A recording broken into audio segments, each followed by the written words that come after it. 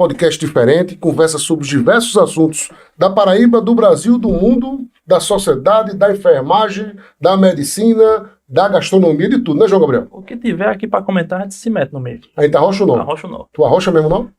Não, a arrocha, quem sabe aqui é você. Sabe? Hoje você vai Fico arrochar. só observando. Vai arrochar hoje o nosso convidado, vai? Jamais. O que tá se comentando é que você tá arrochando não. Tô nada. Tá não? Arrocha ninguém não. Tá bem. Então vamos Eu só sou meio curioso só. Me mata a minha curiosidade. 1-0 para João Gabriel, né? Senador Efraim Moraes Filho, senador do União Brasil. Uma grande alegria poder estar com você aqui, meu caro Henrique Ninja, estar aqui ao lado do João Gabriel, tá certo? Diversas vezes você tinha feito o convite, eu brincava e dizia, devo, não nego, pago quanto puder. Né? E nós devemos ter batido aí de 30 mil a 40 mil quilômetros tranquilamente no tempo da campanha propriamente dito, mas é permanente essas andanças, né? Então, a gente é no carro mesmo, não tem avião para estar para um lado e para o outro, então é pé na estrada, cantos e recantos, manga arregaçada, e isso fez toda a diferença, né? Conhecer a Paraíba, eu acho que a gente foi em todos os municípios paraibanos. Rapaz, uma coisa que me surpreendeu nessa última campanha foi a sua vitória, assim, foi uma coisa surpreendente, de fato. É de que muita gente olhava a minha candidatura como algo fora da curva, né? Ou seja, você estaria enfrentando ali um ex-governador, no caso era Ricardo Coutinho, estaria enfrentando a candidata do governo, que era Poliana, você estaria enfrentando outros nomes como Bruno, como Sérgio, o Grupo Ribeiro também. O Grupo Ribeiro. Então, foi uma disputa, e uma vez alguém me perguntou a frase, e eu acho que resume bem a sua curiosidade, alguém me perguntou isso, Efraim, o que foi que só você viu? Né? O que é que você viu que ninguém viu? Ou seja, e aí eu respondo, eu digo, eu vi um tabuleiro, né, armado ali como um jogo de xadrez e que sabia as pedras mexer. Então, eu acho que primeiro ter começado antes foi essencial, João, assim, e começado antes com planejamento, estratégia e inteligência política. Eu sabia onde eu queria ir, eu coloquei uma meta de ir para o Senado. Então, primeiro, planejamento. Segundo, coragem. Tá certo? A coragem de tomar as decisões. Então, primeiro, planejamento. Segundo, coragem. Tá certo? A coragem de tomar as decisões, tá certo? E de acreditar naquele projeto. De enfrentar os desafios que foram, muitas vezes, impostos pelo grupo adversário, né? Porque, primeiro, para dar certo, eu tive que tomar uma decisão que não é todo mundo que faz. Abrir mão das... A decisão de romper com o governo. Não é fácil. Né? Você romper com o governo para dizer, já que o governo não me quer, fez uma outra opção, eu vou ser candidato pela oposição... Como eu disse, né, eu digo, vou ser candidato pela oposição, vou ganhar a eleição e vou trabalhar para derrotar. Porque acho que esse era o... E aí, quando lá na frente, se vocês lembrarem um pouco, Ninja, você que acompanhou também de perto, que lá na frente em julho, quando Aguinaldo desiste da candidatura, tá certo, e sobra aquele espaço, e o governador vem, através do próprio republicano, convidar para compor a chapa, né, do governo... Sentado e o governador vem, através do próprio republicano, convidar para compor a chapa, né, do governo, sentado na cadeira da reeleição, e aí eu tive a outra coragem de dizer, não sou tapa-buraco. Agora que eu estou na oposição, vou sair pela oposição e vou ganhar a eleição. E nem vou abandonar meus aliados. E nem vou deixar meus aliados no meio. Hora, né? Que Pedro abriu o espaço para mim, né, foi importante. Eu sei que eu também soube retribuir o gás do foguete foi importante também para a chegada de Pedro no segundo turno. Chegamos a 48%. Ganhamos em João Pessoa, em Campinas, Santa Rita, Bahia. Né? Foi a primeira vez na eleição que quem ganha em João Pessoa e Campinas não ganhou a eleição. O gás do foguete foi importante também para a chegada de Pedro no segundo turno. Chegamos a 48%. Ganhamos em João Pessoa, em Campinas, Santa Rita, Bahia. Né? Foi a primeira vez na eleição que quem ganha em João Pessoa e Campinas não ganhou a eleição. Claro, teve todo um cenário de pequenos municípios, mas... Para começar bem o nosso cast aí, eu diria que duas coisas foram essenciais. Planejamento e estratégia e ousadia e coragem para tomar as decisões. Outra coisa também interessante é acreditar na palavra também do agente político com quem ia fazer parceria, né? Porque aconteceram também vários assédios, várias tentativas para que o republicano desmanchasse. Tanto o ataque em cima de Hugo.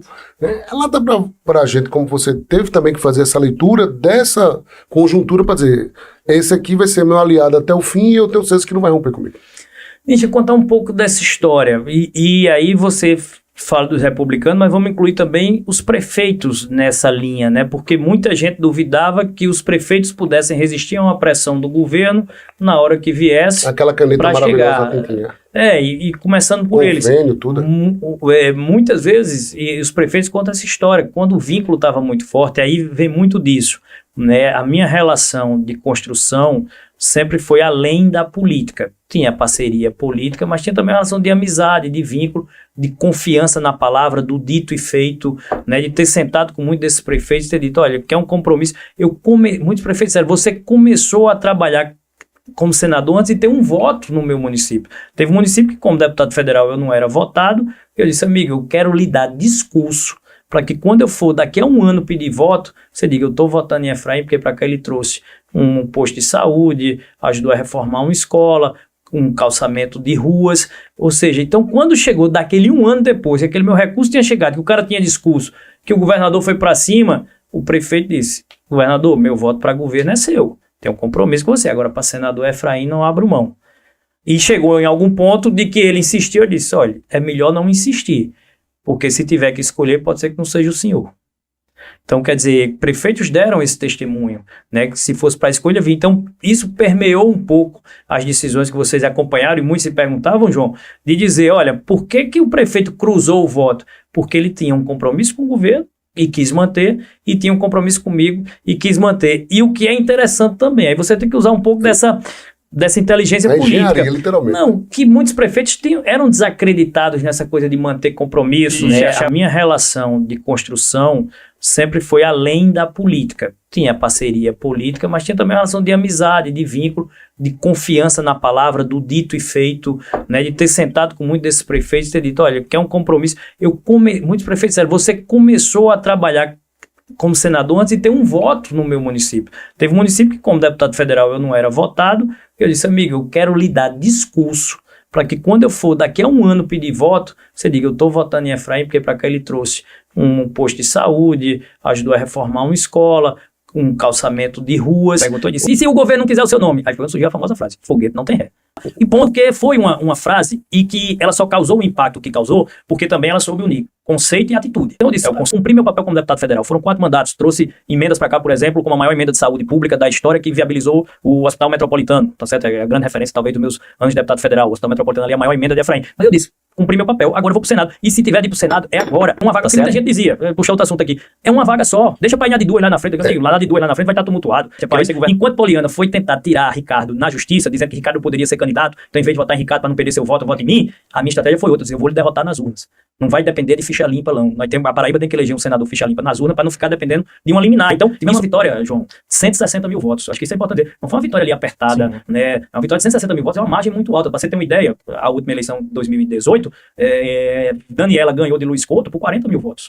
E eu dizia, a Paraíba terá a oportunidade de ter um senador jovem, trabalhador e ficha limpa. E nós batemos nesses 3 pilares. Então, essa coisa da minha presença ao lado mais extrovertido ajudava a destravar Pedro também. E aqui é um pouco dessa visão, porque ele fica aqui sentadinho, você vê, né, tudo organizado. Isso aqui eu já tô subindo aqui, ó, no pé de pau, já vou lá pra cima pra falar com o cara lá de longe. Então, Pedro é mais novo que tu, não? Pedro é 10 anos mais novo. 10 não? 10 anos mais novo.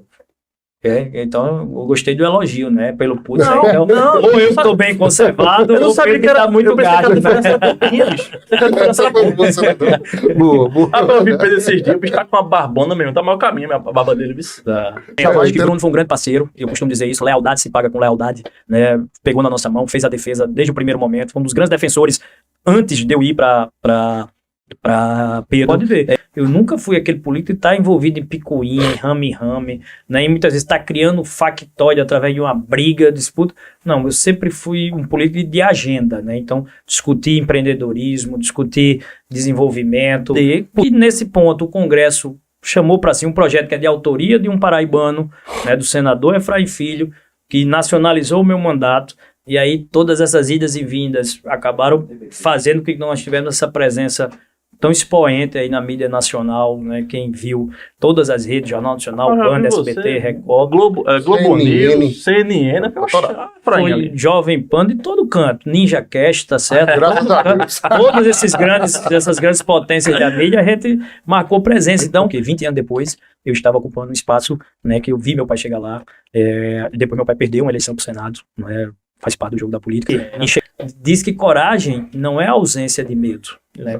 A ausência de medo é doidice. É verdade, é consequência. A coragem é enfrentar o medo. Ô, Globinho, eita, isso é bom.